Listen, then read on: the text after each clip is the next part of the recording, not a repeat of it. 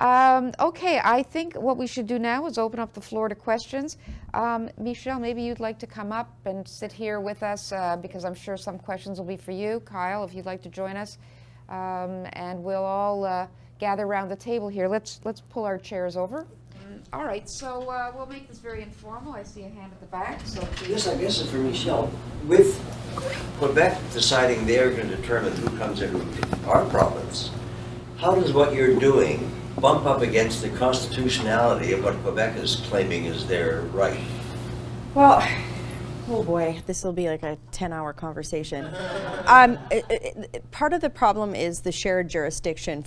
Not problem, but the reality is that immigration is shared jurisdiction in Canada, right? So there's federal responsibilities and provincial responsibilities as well. So where I think we need to go as a country is really start recognizing within our immigration policies that different provinces will have different capacities and needs in terms of immigration policy, and the provinces probably need to be a bit more of a stronger voice at the table in terms of setting immigration levels writ large. And what I mean by that is every year the Canadian government has to set by an act of parliament the number of people that comes into the country and under what streams. What you're seeing, and it's not just Quebec, also in Ontario as well, is both governments, because those two provinces are, but Quebec primarily is bearing the brunt of what's happening at Roxham Road right now. There's a lot of demand for payments from the federal government for social services, but it's not just about that. It's also about the long-term capacity requirements on some of our social welfare programs or education systems, healthcare systems that we're just really not talking about in terms of the humanitarian immigration stream in Canada. So I think that and where I've been public about is that we don't have a capacity right now in Canada in our current system to adequately support and integrate humanitarian immigrants into Canada at the volume that we're seeing, especially in light of what's happening at the US border. I'll be very blunt. My position and the position of my party is that we do not think that if somebody has reached upstate New York that they are the world's most vulnerable. We think that the agreement that we have with the United States should be extended to the entire border, and that we should be focusing more, if we're on groups like the Yezidi community, instances of the atrocity crimes, such that when Canada is being a player in resettlement, that we are helping the world's most vulnerable. I think the sentiment in Quebec is, talking to my colleagues from the province, it's very much from a place of there isn't a plan to deal with the long-term needs of this community, right, that's coming in. And that's a real concern that we have to reflect. So, a long answer to your question, but I'll summarize it by saying I do believe that provinces have to have a degree of sovereignty on setting immigration policy, because at the end of the day, they have to bear a lot of the costs within their jurisdiction for social welfare programs in terms of integration, but they're also more acutely in tune with what's happening for labor market demands. So we do need to see at the federal level some policy change on provincial input into levels, and I think that the new government here in Quebec is going to force this federal government sooner than later to have that conversation. And you know what? Rightly so. Steve? Addressed to Michelle, to Kyle. We saw 30,000 or over 30,000 Syrians be brought into Canada. I want to call it VIP service, hotels, monthly payments. Great welcome for 30,000 Syrians. We were told that about 1,200 Yezidis were going to come to Canada by the Liberal government in place. And I don't believe that we even finished and got to the 100% of those 1,200 Yezidis that were promised. And those that came in did not get as much help, not near, as the ones that had come in under the 30,000 Syrian project. One survived a civil war, which is in Syria. The other one survived the genocide. They were picked on by a group called ISIS. ISIS sent in combatants to take a certain area of Syria and Iraq. And by doing so, they needed to have women there to satisfy the sexual needs of their fighters. That was one of the reasons that Yazidi women were taken by the ISIS fighters in order to satisfy the sexual urge during the time they would fight for the caliphate. Is it a problem? This is my question. Is it a problem that the government chose or had an issue with Yazidis, first of all, that come from the same area, number one, and number two? Or is it a question of the media that was very much pro-Syria, Syrians, as far as having Syrians come, but Yazidis did not get this media attention, therefore, no pressure on the government to get Yazidis in? This is the question.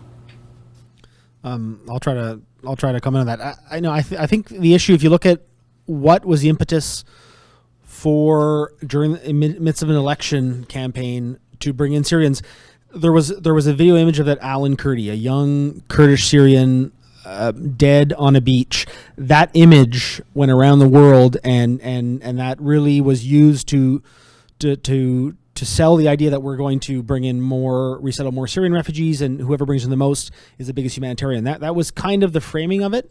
But I'll get back to what I said earlier, is that most of the Yezidis did not cross a border. Most of them are internally displaced people. So under international law, they're not refugees, and therefore there is no official resettlement program from the UN High Commissioner for Refugees for internally displaced people. So it's kind of unfair situation. But the other question is why does the government support one group of refugees over others? And is that done for political reasons? Is it done because it's simple and it's part of it? There's maybe lobbying from South Canada's allies, Germany, to help deal with some of the refugees that are in the camps that weren't getting funding anymore. I don't have the answers to that. But one question that I think if we approach refugee resettlement, it should be equal for everyone. And there are tons of refugees from South Sudan and Uganda, from Central African Republic and neighboring countries. There are Rohingya refugees now in Bangladesh. We should have a policy that treats everyone equally, and realizing too, we can't resettle everyone.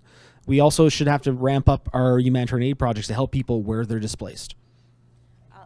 I'll briefly just comment on that as well.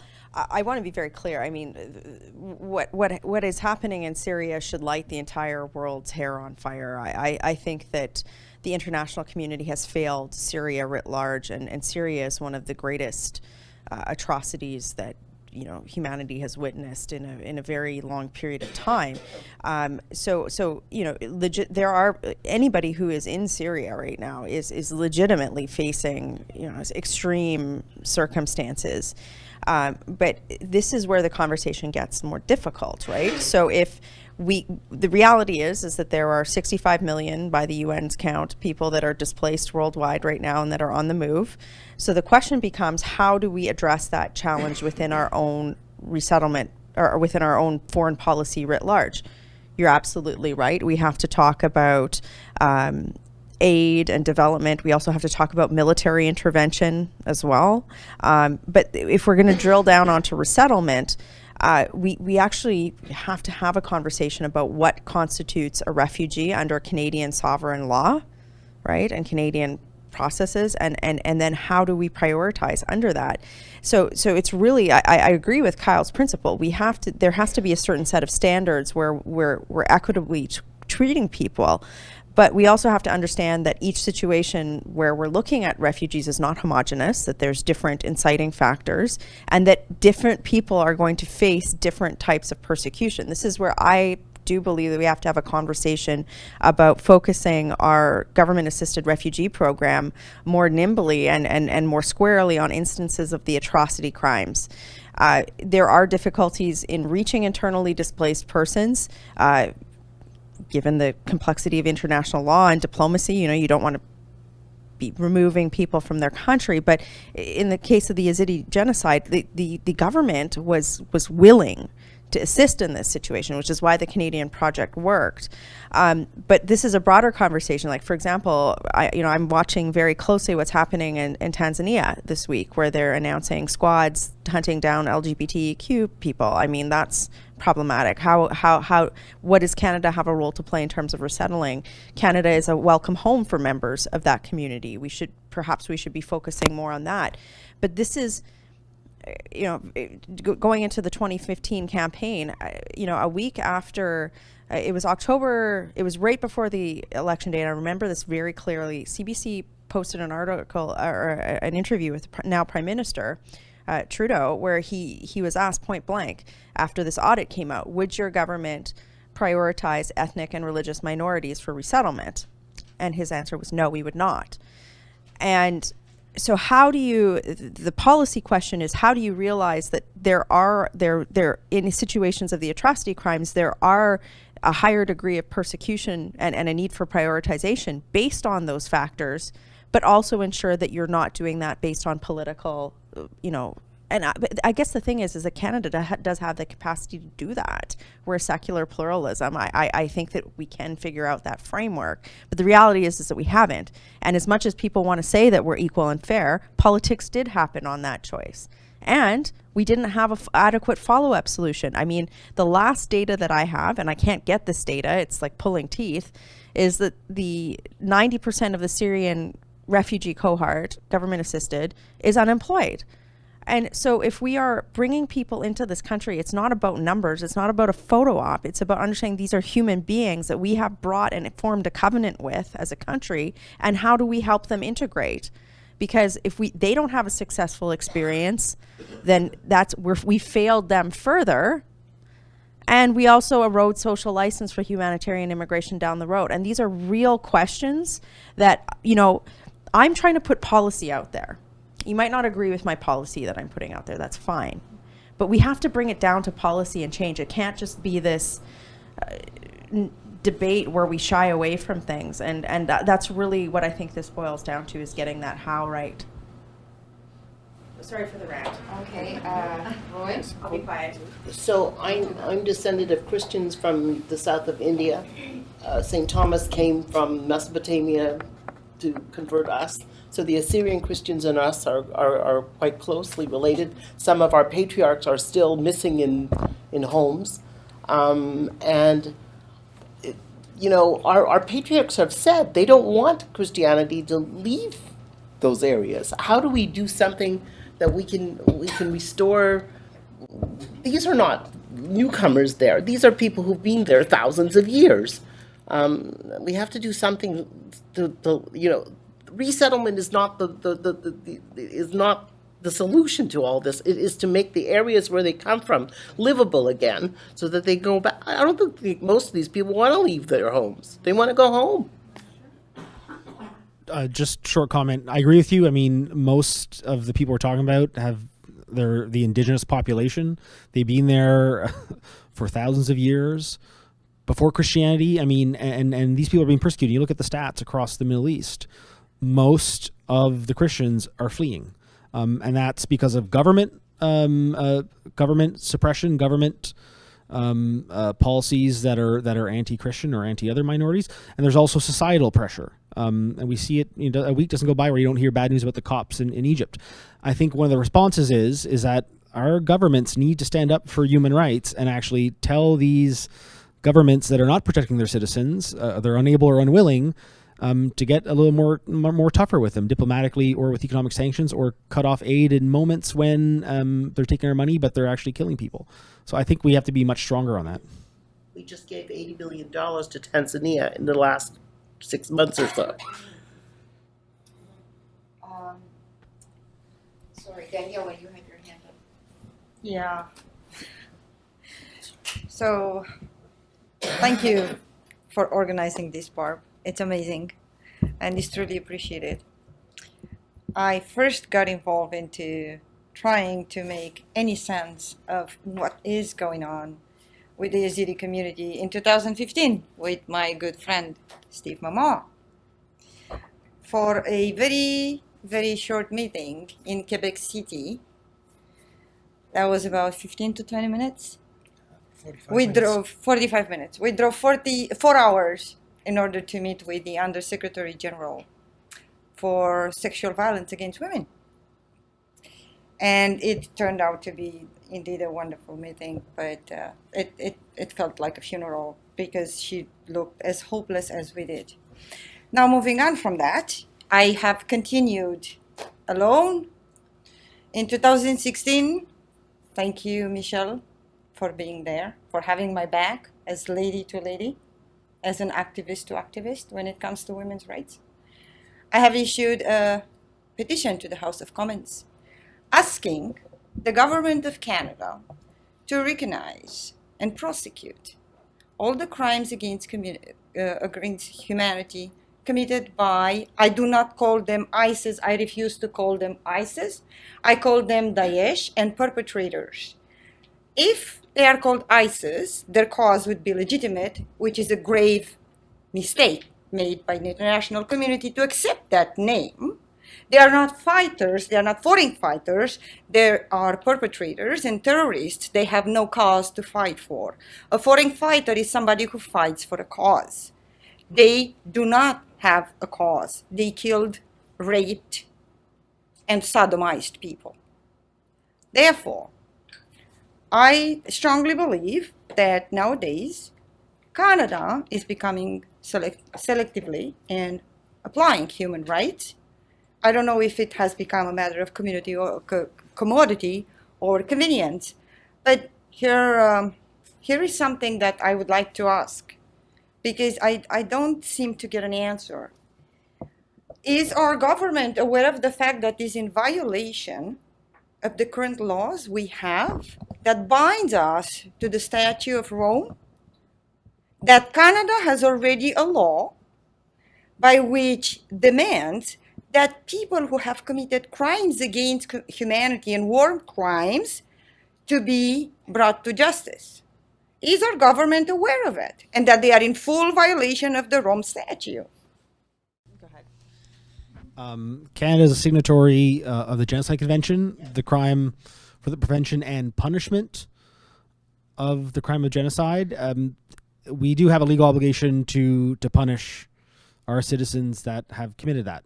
So I think we have a legal responsibility. Whether we have the evidence to do so is one of the big policy discussions.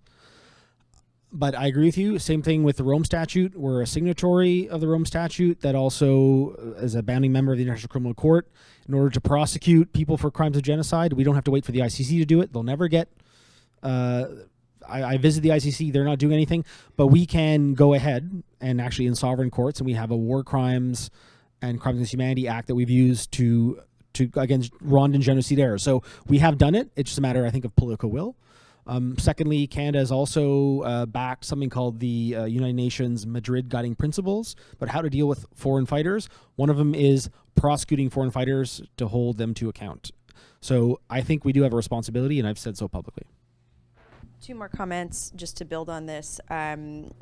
There are also tools at our disposal that I think we could, like Canada needs to quickly come up with policy that deals with the intelligence to evidentiary gap that we see in prosecuting, because many times our security intelligence agencies know that somebody is going somewhere to act inappropriately or whatever minimalist term you want to use.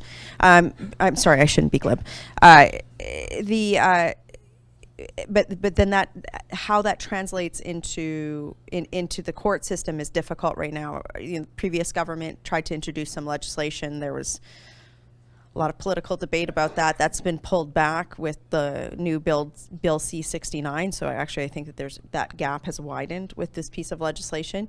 That needs to be dealt with, but at the same time, why aren't we using peace bonds more often, right? There are tools that have been used that are, we have full capacity to do it, and I think it is a matter of political will. We do have, so I raised another motion in the House of Commons about a month and a half ago, calling on the government to table a plan within 45 days on how they were going to bring returned ISIS terrorists to justice. That is due before Christmas. But I expect it to be kind of status quo. We actually do need to address some of these challenges because the ICC is not functional. The ICC was designed post World War II, where you've got a couple of high-scale bad guys. It doesn't reflect the reality of non-state actors. The fact that the ICC, like countries like Iraq, are not party to the ICC. So what do we do within our own sovereign nations? And I guess the other thing is too is there's also a cultural issue that we can't accept language. Like, for example, I won't name her, but she is the leader of a political party in Canada. She approached me because she wanted me to meet with Jihadi Jack's parents. And she said, really, he just traveled there to learn about religion.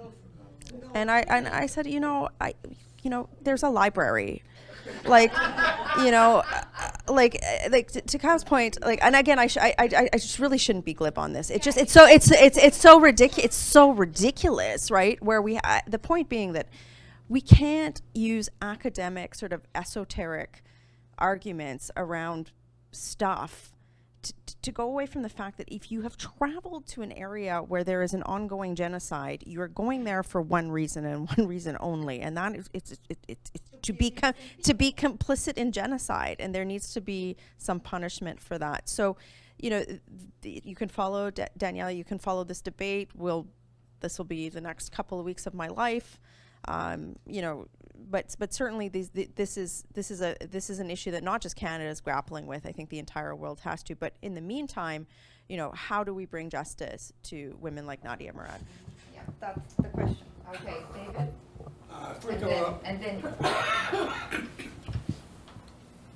First of all, I'd like to thank the organizers for organizing this wonderful evening and for the speeches, especially the speech of Michelle Rempel. A brief but important question here. I gather from listening to the speakers and themselves and the various allusions they made in their speeches that a sizable number of people in this room are involved in some way with the Yezidis and the Yazidi issue, and that's fine. I'd like to know what I as an individual Canadian, I'm just an ordinary guy. I have no real, contacts. I happen to be Jewish, and I've worked in the media for many years. But I'd like to know what I can do.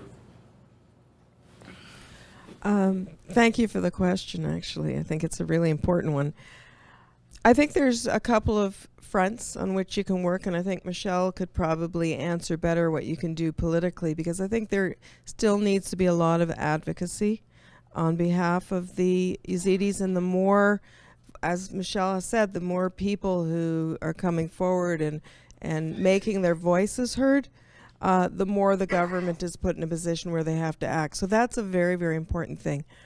On another level, I don't believe that there's any Yezidis in Montreal, but we are working with the Yazidi community in the GTA, and the needs are huge. They're really, really big. And we need a lot of help. I mean, we're not getting at the moment any funding from the government. And when I spoke with Michelle earlier, it didn't sound like it's going to be anytime soon that we are going to get that. So we're working on it, but it's going to take some time. It might need her government to be in power before it happens. So we're completely dependent on fundraising, on generous donors to help us out. And there's so much that needs to be done. And we're kind of hoping that maybe a committee of people here in Montreal could form to be doing sort of regular events like this. There's many, many ways to raise funds. It can be through grant proposal writing. If anybody's got skills like that, we need that kind of thing. It can be creating events. We just had a fashion show in Toronto to raise money, and it was such a great success. It was wonderful. And then events like this, parlor meetings, and there's just so many, and the direct ask. There's so many ways to do it, and if anybody feels inclined to help, I would be so appreciated. Thank you.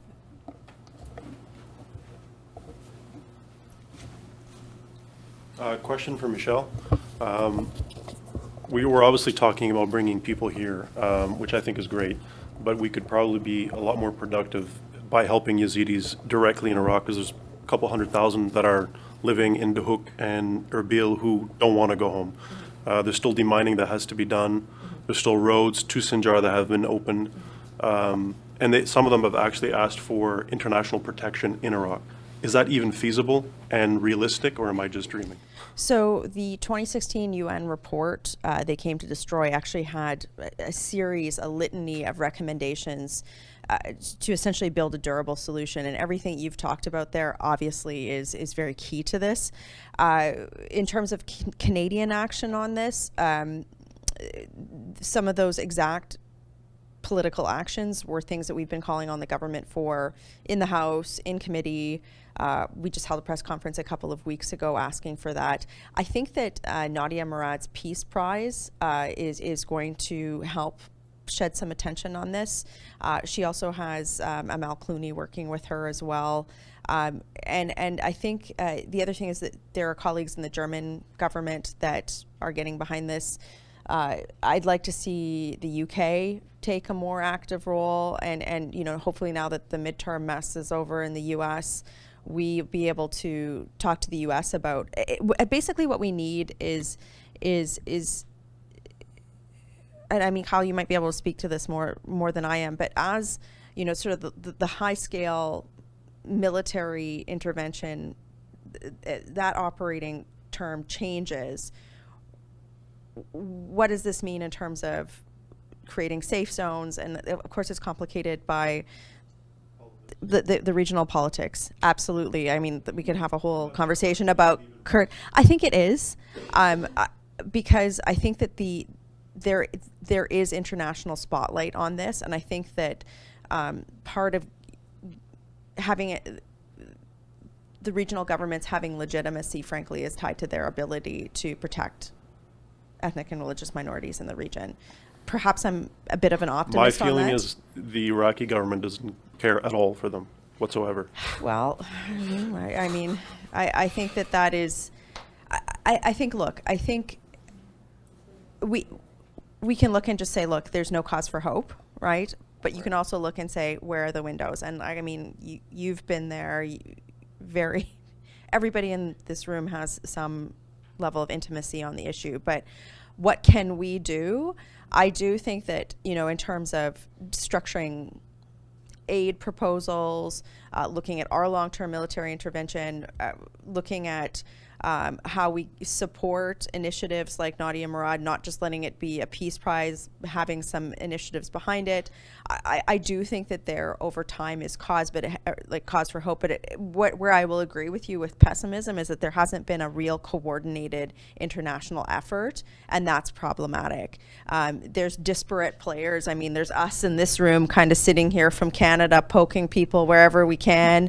There's a couple of Brits. There's, a couple of Germans, and then there's people in the NGO community that are working really hard. It's just that the reason why we passed that motion in Parliament in October 2016 is because 20 organizations in Canada made hundreds of phone calls and flew out to Ottawa and stared people in the face. That's reality, right?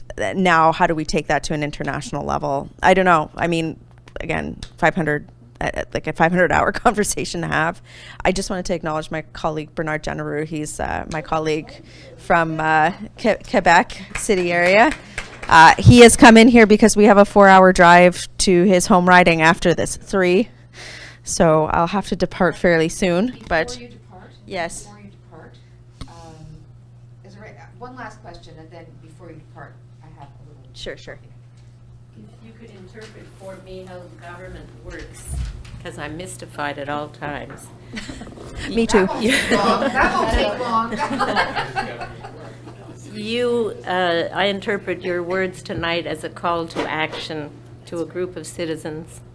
And you say you present motions. You're connected with everyone. You know anyone who's the right one to know. And every time you present a motion, it doesn't end up passing. No. And you send a message out to a room full of people. And amongst us in the room, there are many activists.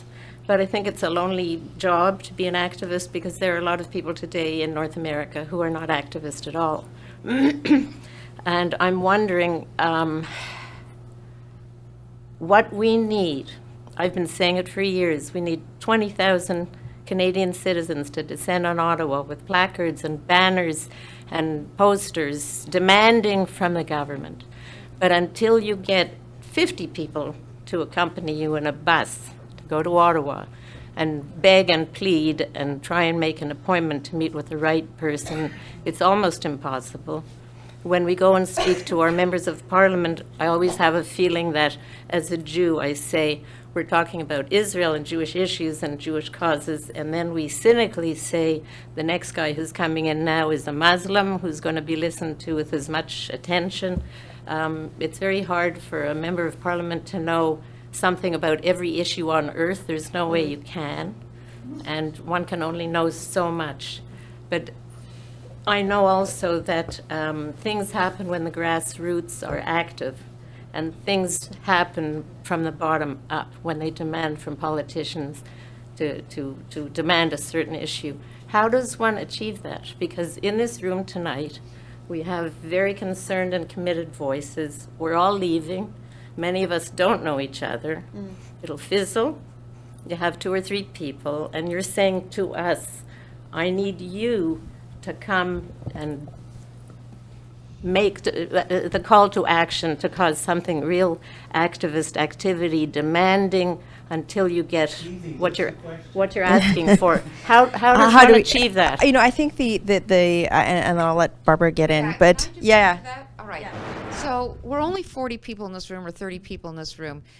It was not important to me or to our committee that we have 1,000 people here tonight. What was important that we have a great video of this event, and we are having a great video because we have a great videographer. Yes.